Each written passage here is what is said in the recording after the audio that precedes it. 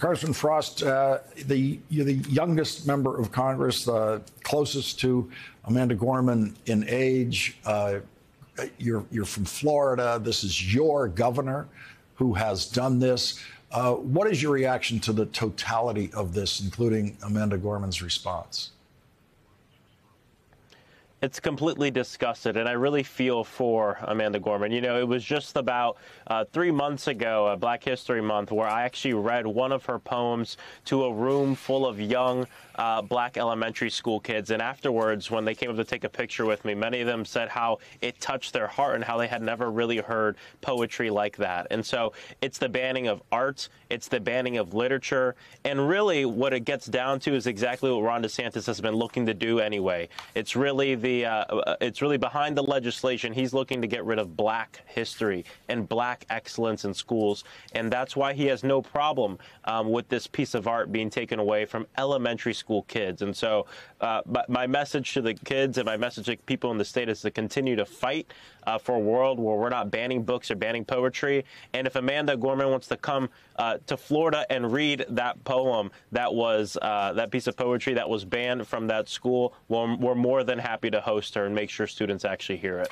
Yeah, I reread the poem today, as I'm sure a lot of people have, searching for the words that could possibly have sent this one parent in that direction, which she claims is, this parent claims there's a hate message in there. And I just couldn't find a single word. Of course, there is that reference that she makes to being a descendant of slaves. And that's the only clue that there's something in there that drives people like that crazy, that kind of truth. I just want to read what Amanda Gorman said tonight about the DeSantis defense that, oh, we just moved it to a middle school. You can still get it once you make it up to middle school. She said, a book ban is any action taken against a book that leaves access to a book restricted or diminished. This decision of moving my book from its original place, taken after one parent complained, diminishes the access elementary schoolers would have previously had to my poem. This is the kind of thing that makes absolutely no impression on Ron DeSantis at all. Yeah, 100%. And what we see here, Lawrence, is this is a microcosm. It's a model of what the far-right extremists want to do.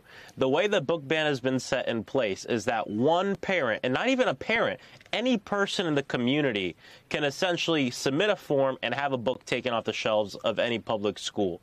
That is a minority rule situation. That's what's going on with the Republican Party right now. They know that they have lost a complete generation of voters, Gen Z, that voted over 70% for Democrats in the midterms. And so what are they doing? They're trying to morph government in a way where it can be set up for a minority rule situation. And the book banning is really a microcosm of that. And I just want to stress this point that, of course, it does not apply in any way to the rich private schools that Ron DeSantis and his rich Republican friends all aspire to see their children attend. Exactly.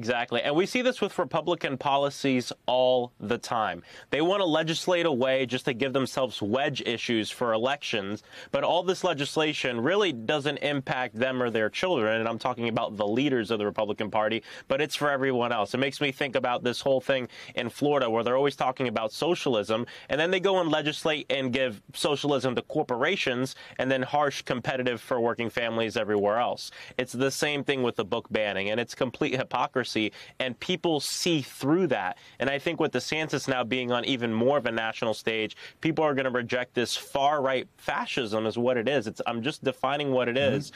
Book banning, telling people they're not who they are, criminalizing immigrants, and doing everything that he can do to set himself up to run for president rather than run the state of Florida.